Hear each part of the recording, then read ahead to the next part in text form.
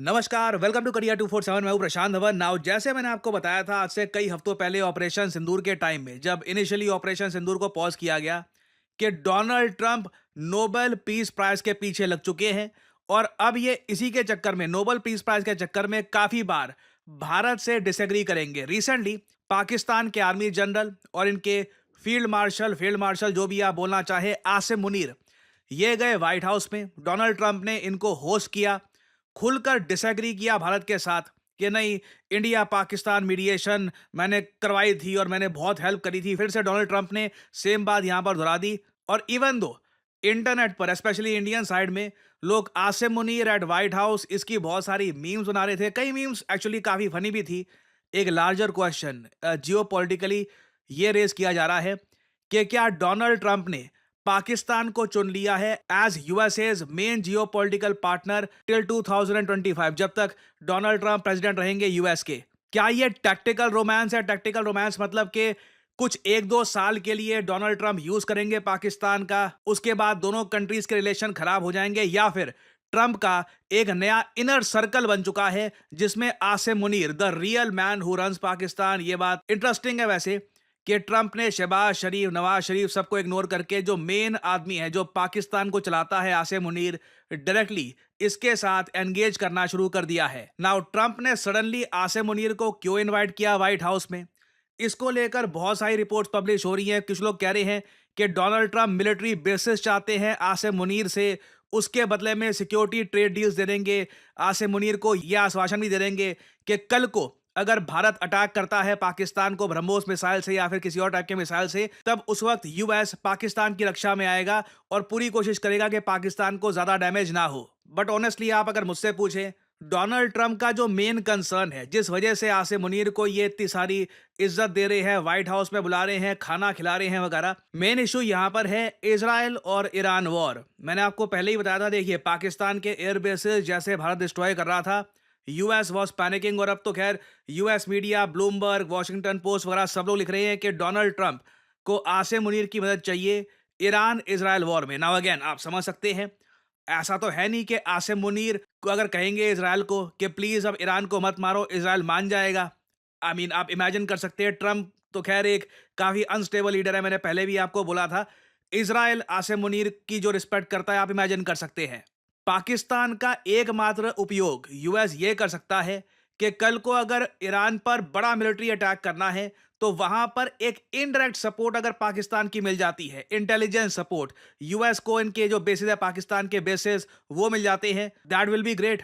US उसके बदले में पाकिस्तान को बहुत रिवॉर्ड करेगा। अगर आप हिस्ट्री में जाओगे, आप चेक करोगे कि अफगानिस्तान वॉर में पाकिस्तान ने जो हेल्प करी थी यूएस की, बाकी नेटो कंट्रीज की, उसके बदले में पाकिस्तान को बिलियंस ऑफ डॉलर्स दिए गए थे। ईरान तो खैर अफगानिस्तान से भी बड़ा एक मैं कहूंगा केस है। अगर ईरान के केस में पाकिस्तान हेल्प करता है यूएसए की, USA will reward Pakistan tremendously. हाँ, आगे जाकर क्या होता है उसका मुझे पता नहीं, कोई ईरान बच जाता है तो वो क्या उसका रिस्पॉन्स देंगे वगैरह। बट यहाँ पे आप देख पाओगे, डोनाल्ड ट्रंप से रिपोर्टर पूछेंगे कि आसिम मुनीर आए थे तो जो इजराइल ईरान वॉर है उसके बारे में बात हुई है, तो ये कहा डोनाल्ड ट्रंप ने। Today with the chief of staff of the Pakistani army. Did you talk about Iran? Did that come up? Is there anything you can share on that? Yeah, well, they know Iran very well, better than most. They know Iran very well, Pakistan को अच्छे से पता है Iran के बारे में। And they're not happy about anything. It's not that they're bad with Israel. They know them both, actually, but they probably, maybe they know Iran better. But they see what's going on, and he agreed with me. Reason I had him here, I wanted to thank. Now he agreed with me. इन्होंने यहाँ पे Iran Israel के context में ही बोला है कि he agreed with me। बाकी of course बाद में घूम फिर के ये जो इंडिया पाकिस्तान की वॉर रुकवा दी वगैरह सेम बात रिपीट करते रहेंगे ये। बट ये बहुत ही ज़्यादा इंपॉर्टेंट है ये मेंशन करना कि कहीं ना कहीं पाकिस्तान में भी ना इस बात को लेकर एक एग्रीमेंट है कि ईरान के पास न्यूक्लियर वेपन नहीं होना चाहिए। ईरान के पास भी कल को न्यूक्लियर वेपन आ जाता है तो इससे पाकिस्तान की जियोपॉलिटिकल इंपॉर्टेंस भी कम हो जाती है। और रिसेंटली यूएस में व्हाइट हाउस के एक फॉर्मर ऑफिशियल ने एक थ्योरी ये भी प्रेजेंट करी है मीडिया के सामने कि यूएसए का ग्रैंड प्लान ये हो सकता है, एक अगेन ये एक ऑफर दे सकते हैं पाकिस्तान को कि ईरान पर इजराइल और यूएस अपनी कार्रवाई रोक देंगे अगर ईरान अपना जो भी न्यूक्लियर मटेरियल है, जो भी इनके पास यूरेनियम एनरिच कर रखा है एट ए सर्टेन लेवल, जो भी इनकी न्यूक्लियर सप्लाईज है, ये पाकिस्तान को पकड़ा दे। पाकिस्तान के पास ऑलरेडी न्यूक्लियर वेपन है, तो एक तरीके से आप कह लीजिए ये एक अंडरस्टैंडिंग यहां पर हो जाएगी कि ईरान के पास अब कोई साधन नहीं होंगे न्यूक्लियर वेपन बनाने के। Now again this is just a theory, but note करने वाली बात यह है कि अब आसिम मुनीर और डोनाल्ड ट्रंप एक दूसरे को इतना ज़्यादा सपोर्ट करना स्टार्ट कर चुके हैं कि आसिम मुनीर ने खुलकर कहा है कि डोनाल्ड ट्रंप डिजर्व करते हैं नोबेल पीस प्राइज। और यह बात व्हाइट हाउस ने खुद कंफर्म करी है कि पाकिस्तान के आसिम मुनीर ने बैक किया है डोनाल्ड ट्रंप को फॉर नोबेल पीस प्राइज। अब ये आज के समय हालत हो गई है यूएसए की। यूएस प्रेसिडेंट को ना सपोर्ट चाहिए होती है पाकिस्तान के फील्ड आर्मी चीफ या जो भी इनको ये पोजीशन उन्होंने यहाँ पर दे रखी है फील्ड मार्शल की, इनके सपोर्ट को व्हाइट हाउस ओपनली अनाउंस करता है कि जी आसिम मुनीर मानते हैं कि डोनाल्ड ट्रंप को मिलना चाहिए नोबेल पीस प्राइज, जिसके खुद के देश के लोग इसके अगेंस्ट प्रोटेस्ट करते हैं। यूएसए में आपने अभी देखा होगा जब आसिम मुनीर घूम रहा था तो पाकिस्तान के कई लोगों ने इसके अगेंस्ट प्रोटेस्ट किया था। प्राइमरली वो पाकिस्तानी जो इमरान खान के सपोर्टर हैं, वो मानते हैं कि आसिम मुनीर ने ही इमरान खान को जेल में डाल के रखा हुआ है, तो इसके अगेंस्ट काफ़ी प्रोटेस्ट हुए थे। और एक टाइम पर ना डोनाल्ड ट्रंप कहते थे कि इनकी बहुत अच्छी दोस्ती है इमरान खान के साथ, और इसलिए मैं कहूँगा नेवर ट्रस्ट ट्रंप। मतलब जो ये बोल रहे हैं, आज बोल रहे हैं, एक साल बाद ऐसा यू टर्न लेते हैं। लेके हर नेता यू टर्न लेता है, चाहे लोकल पॉलिटिक्स हो। लोकल पॉलिटिक्स में कोई यू टर्न लेता है तो हम ज़्यादा उस पर फोकस करते हैं कि ये जी पलटू हो गया, दल बदलू हो गया वगैरह, बट हाई लेवल पे भी काफ़ी बार नेता यू टर्न लेते हैं। बट डोनाल्ड ट्रंप जिस तरीके से ओपनली अपने इंटरेस्ट के पीछे बाकी सारी चीज़ें इग्नोर कर देते हैं, ये एक अलग ही लेवल का एग्जाम्पल सेट कर रहे हैं।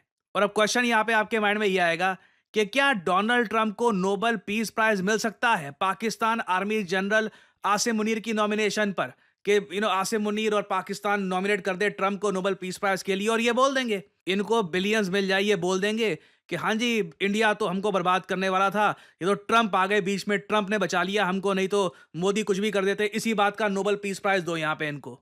मैं यहाँ पर बोल दूं ये बिल्कुल हो सकता है, this can very much happen. और मैंने आपको बहुत टाइम पहले बताया था ऑपरेशन सिंदूर के टाइम में भी, डोनाल्ड ट्रंप का ऑब्सेशन है बराक ओबामा से खुद को बराबरी पे लाने का। ओबामा बने 2 बार यूएस प्रेसिडेंट, ट्रंप बने 2 बार यूएस प्रेसिडेंट। नाउ अब ओबामा के पास एक स्पेशल चीज़ है जो ट्रंप के पास अभी भी नहीं है, एक Nobel peace prize.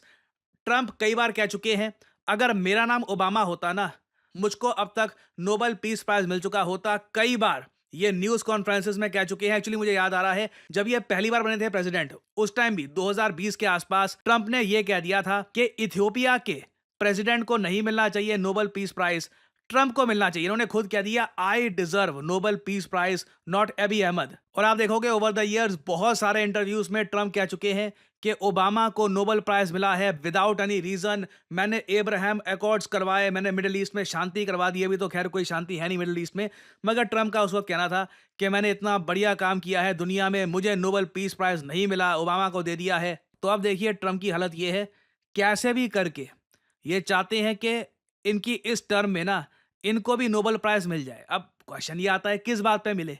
Ukraine Russia war खत्म कराई? नहीं कराई। इजराइल गाजा के बीच में जो इशू चल रहा है क्या वो खत्म कराया? वो भी नहीं खत्म कराया। अब इजराइल ईरान का इशू नया स्टार्ट हो चुका है, 3 कॉन्फ्लिक्ट चल रही है इनके दौरान, एक भी ये खत्म नहीं कर पाए। और घूम फिर के आने वाले टाइम में मिड टर्म इलेक्शंस में इनके प्रतिद्वंदी इनसे पूछेंगे कि आपने फॉरेन पॉलिसी में क्या किया, वहां पर ट्रंप के पास एक तुर्क का इक्का होगा। आसिम मुनीर ने बोला मैंने जंग रुकवा दी, न्यूक्लियर वॉर रुकवा दी, और इसी वजह से मुझे मिलना चाहिए नोबेल पीस प्राइज, मगर मुझे पता है मुझे देंगे नहीं क्योंकि वो बायस्ड हैं, ये वो वगैरह। तो ये ट्रंप का पॉलिटिकल नैरेटिव होने वाला है आने वाले मिड टर्म इलेक्शंस में। अब यहाँ पे आप लोग पूछोगे इस वक्त भारत को क्या करना चाहिए ये सब देख कर? देखिए मेरा मानना ये है, इंडिया को कॉन्स्टेंटली अपने रिलेशंस इजराइल के साथ इंप्रूव करते रहने चाहिए, क्योंकि इजराइल एक मच मोर स्टेबल पार्टनर है भारत का कंपेयर टू यूएस। यूएस में कुछ पता नहीं है, स्पेशली ट्रंप के अंडर, ये आज कुछ बोल दे अगले महीने कुछ बोल दे। अभी भी इंडिया के बारे में कुछ खराब नहीं बोलते हैं कि मेरे फ्रेंड है नरेंद्र मोदी और ये वो वगैरह, but at the same time Trump को अच्छे से पता है कि जो ये काम कर रहे हैं आज के समय, इससे इंडिया के साथ यूएस के रिलेशंस काफ़ी खराब होंगे। सो आई बिलीव पहली बात तो लॉन्ग टर्म पर्सपेक्टिव से अगर मैं बात करूं, इवन अगर हम मिलिट्री प्रोजेक्ट्स की बात करें, जॉइंट प्रोडक्शन की बात करें, तो वहां पर इजराइल डेफिनेटली इंडिया की फर्स्ट चॉइस रहने वाला है रादर देन यूएस इस आसिम मुनीर एपिसोड के बाद तो डेफिनेटली। फिर उसके अलावा देखिए भारत का कोई इतना रोल है नहीं इजराइल ईरान की कॉन्फ्लिक्ट में, हम इससे दूर रहना चाहते हैं। हमने कहा है कि दोनों कंट्रीज हमारे लिए इंपॉर्टेंट है। पाकिस्तान को अगर प्रो यूएस अप्रोच रखनी है तो उसके बाद जो कॉन्सिक्वेंसेज होंगे वो भी पाकिस्तान ही भुगतेगा। इन्होंने अफगानिस्तान में यूएसए की मदद तो करी थी, मगर उसके बाद जो लाखों पाकिस्तानी मारे गए थे, जो आतंकवाद की एक वेव चली थी पूरे पाकिस्तान में, वो पाकिस्तान ने भुगती थी।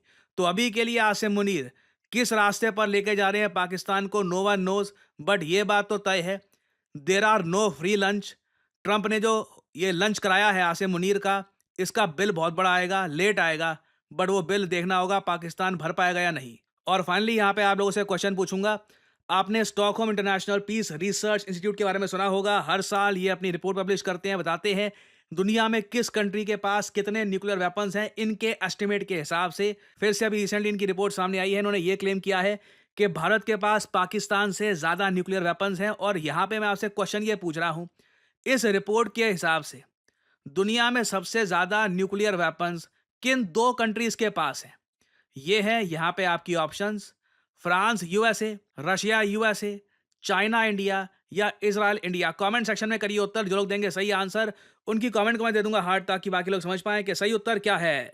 देखिए मेरा मानना है, अगर आज के समय आप आर्टिफिशियल इंटेलिजेंस का इस्तेमाल नहीं कर रहे काम में, तो आप किसी और ही युग में जी रहे हैं, क्योंकि एआई की मदद से आप बहुत सारी जॉब्स कर सकते हैं, आप बहुत सारा पैसा कमा सकते हैं, अपने आप को अपस्किल कर सकते हैं। फॉर एग्जाम्पल, अगर मान लीजिए मैं दिखाना चाहता हूँ कि कैप्टन अमेरिका ये मुंबई के किसी बिजी स्ट्रीट में वड़ा पाव खा रहा है और उसके ऊपर एक बहुत ही अट्रैक्टिव टेक्स्ट में लिखा है यमी, तो मैं आसानी से कर सकता हूँ सही प्रॉम्प्ट डालकर। और इधर आप लोग देख सकते हैं, it was just that easy. इसके बहुत सारे वेरिएंट आप बना सकते हैं। अगर मैं चाहूँ कि इस इमेज को मैं मूव करवाना चाहूँ, तो इस तरीके से, जैसे कि अपनी स्क्रीन पे आप देख पा रहे हैं, मैं बहुत सारे जनरेटिव एआई सॉफ्टवेयर की मदद से इस इमेज को मूव करवा सकता हूँ, एक स्टोरी क्रिएट कर सकता हूँ। I can pretty much do anything. और ये सिर्फ एक छोटा सा, एक बहुत ज़्यादा छोटा सा एस्पेक्ट है जनरेटिव एआई का।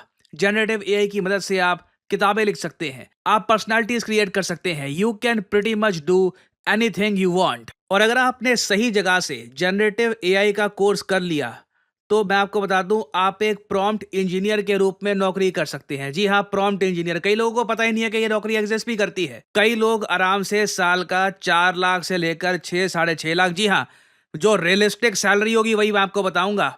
कई लोग होंगे जो आज के समय कहते हैं कि जी हमारा कोर्स कर लो, फिर 25 30 50 लाख वगैरह। जो रियलिस्टिक चीज़ होगी वही मैं आपको बताऊंगा। प्रॉम्प्ट इंजीनियर को गूगल कर लीजिएगा, प्रॉम्प्ट इंजीनियर जॉब्स, आराम से 4 लाख से लेकर 6.5 के आसपास सैलरी होती है उसकी। और डिपेंड करता है आपके एक्सपीरियंस पे। And you can start your career. आप खुद का एआई स्टार्टअप कर सकते हैं, आप कंटेंट क्रिएटर बन सकते हैं। आप लोगों ने मुझको देखा है, मैं कंटेंट क्रिएशन में एआई का कितना इस्तेमाल करता हूं, आप सबको पता है। तो अगर आप जनरेटिव एआई को प्रोफेशनल तरीके से सीखना चाहते हैं, लाइव क्लासेस से, कि जहां पे आपके सामने टीचर हो, आप टीचर से सवाल पूछ पाओ कि जी ये प्रॉम्प्ट ऐसे क्यों डाला है, ये प्रॉम्प्ट में ये चीज़ अगर मैं ऐड करूं तो रिजल्ट ऐसे क्यों आता है, ये सब चीज़ें आप समझना चाहते हैं, तो करियर 247 का जनरेटिव एआई कोर्स हमने कर दिया है लॉन्च। आपको सिंपली क्या करना है, वीडियो के कमेंट सेक्शन में जाइए, यहाँ पे आपको लिंक मिल जाएगा, are generative AI for all. Now ध्यान दीजिएगा, इस कोर्स का नाम हमने स्पेसिफिकली रखा है जनरेटिव एआई फॉर ऑल। आप एक बिगिनर हैं, आपकी अभी तक नौकरी लगी नहीं है, आप नौकरी कहीं पर कर रहे हैं, खुद को अपस्किल करना चाहते हैं, कंटेंट क्रिएटर हैं, बेसिकली आप किसी भी स्टडी में आते हैं, तो करियर 247 का जो ये जेन एआई फॉर ऑल है, ये आपको काफ़ी हद तक हेल्प करेगा। और इस पूरे प्रोग्राम के एंड में ना, खुद का एआई स्टार्टअप आप कैसे बना सकते हैं, उसका प्रोजेक्ट भी साथ ही साथ किया जाएगा। ये सभी टूल्स को यूज़ कैसे करना है, ChatGPT, Midjourney, DALL-E, various type के आज के समय जो जनरेटिव एआई के टूल्स हैं, इनको इस्तेमाल कैसे करना है, ये सब आप सीख पाएंगे करियर 247 पे। आपको सिंपली करना क्या है, यहाँ पे अपना नाम डालिए, अपना ईमेल आईडी, अपना नंबर, और ऑब्वियसली डिस्काउंट कोड यहाँ पर डालना PD10। And again remember, generative AI का प्राइस अभी 29,000 है, और अगर आप कोड लगाते हैं PD10 तो ये प्राइस 26,000 के आसपास पहुंच जाएगा। सो एक गोल्डन अपॉर्चुनिटी आपके सामने। जनरेटिव एआई के वैसे कोर्सेज दुनिया भर में अवेलेबल हैं, बट ऐसा कोर्स जहाँ पे आपको लाइव क्लासेस मिलती हैं, आपको प्रोजेक्ट्स करवाए जाते हैं, आपको सर्टिफिकेशन मिलता है बाय NASSCOM, ये बहुत ज़्यादा रेयर है. So if you want to enrol, start your journey in generative AI. Thanks for listening, and as I always say, may the gods watch over you.